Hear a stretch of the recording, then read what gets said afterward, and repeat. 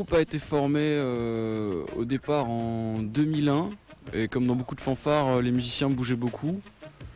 Il y avait des équipes différentes qui sont formées, puis l'équipe actuelle elle s'est soudée entre 2005 et 2007 à peu près. Et ça aboutit à un maxi 5 titres qu'on a fait en février 2008, qui est un peu l'origine de l'album qui est sorti hier. On est 6 en tout, donc grosse caisse, caisse claire, sax ténor, sax alto, trompette, sous-bassophone, et par-dessus tout ça, il y a du chant, quoi.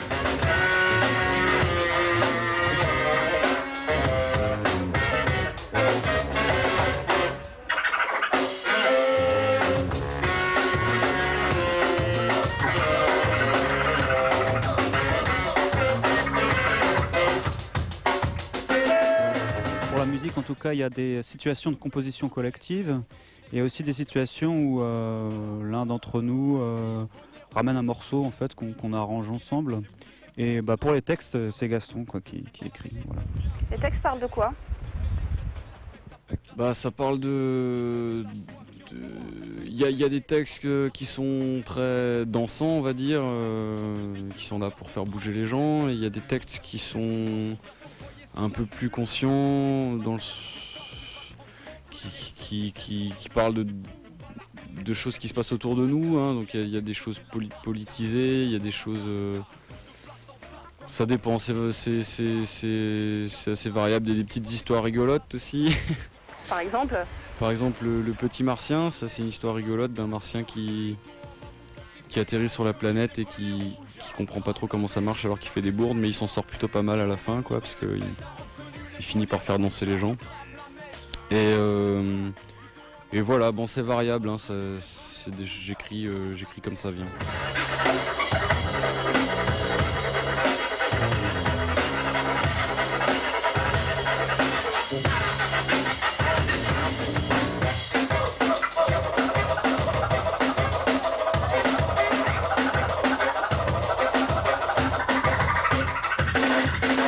Je dirais on a une fanfare mutante un peu quoi. C'est l'instrumentarium est celui de la fanfare traditionnelle, enfin en tout cas d'une petite fanfare traditionnelle puisqu'on n'est que 6, c'est assez peu quand même pour une fanfare. Mais c'est pas peu pour un groupe de musique actuelle, un groupe de rock. Donc en fait c'est ça, on est mutant. C'est une fanfare qui est en fait derrière un groupe de musique actuelle, de par aussi la musique qu'on reprend comme l'a dit Gaston. Et c'est vrai que par rapport à ça, du coup, le fait de faire de la rue, c'est une bonne école. Ça a été une bonne école et c'est toujours une bonne école parce que effectivement, les gens viennent pas forcément nous voir. On doit s'imposer. Les conditions acoustiques, elles sont plus dures. Il faut jouer plus fort, tout simplement, quoi. Enfin, dans la plupart des cas, en tout cas. Donc c'est une bonne école, mais ensuite, la scène nous convient bien. Nous convient très bien, en fait.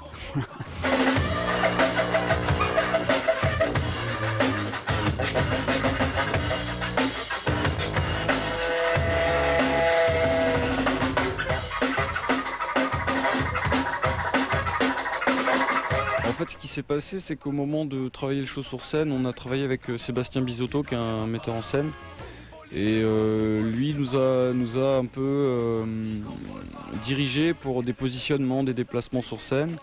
Et c'est quelque chose qu'après on a repris dans la rue, qui marche donc aussi bien dans la rue, mais qu'on adapte en fait. On adapte ça à la rue, on l'éclate, on le disloque un petit peu, on prend des libertés. Et du coup, ça fait d'une pierre deux coups, quoi. La résidence de scène a servi à travailler la mise en scène de la rue également.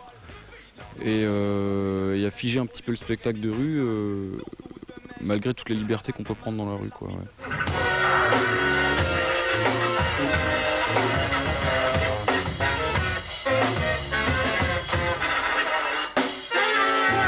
Alors non seulement on vit de notre musique, mais on vit de ce groupe. C'est-à-dire que la fanfare en pétard, nous, c'est un plein temps, finalement. Bah non, ça va, c'est dur au début, il y a des risques à prendre, on ne sait pas si ça va marcher. Disons qu'on a eu la chance de réunir une équipe soudée qui avait l'objectif de faire ce plein temps-là, quoi. Finalement, ce qui est dur, c'est surtout de réunir l'équipe et que ça marche ensuite.